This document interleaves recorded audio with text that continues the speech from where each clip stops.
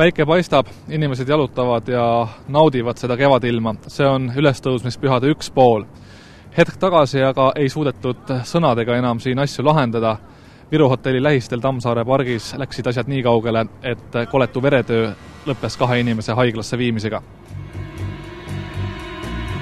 Politsei ametliku versiooni kohaselt tekkis Tallinna südalinnas asuvas Tammsaare pargis täna kella 17 paiku isikute vahel konflikt, mille käigus tekitas seni veel tuvastamata meesterahvas kehavigastusi 2 mehele. Ühte neist löödi pähe ja teisele tekitati kehavigastus esialgse info kohaselt terariistaga. Sündmuspaigal tunnistajatega rääkides mainiti skinheede. Kes ja mis põhjusel tüli lahendamiseks terariista käiku lasi, selle koha pealt olid nõutud ka ümber seisnud inimesed. Tõe peab selgitama kriminaalmenetlus. Politsei otsib sündmuskohalt põgenenud meest. Kannatanud viidi kiirabiga haiglasse, esialgse info kohaselt kummagi kehavigastused eluohtlikud ei ole. Möödakäivates inimestes tekitas värske vereloik elevust. Taamal võeti politsei eraautos tunnistajate ütlusi.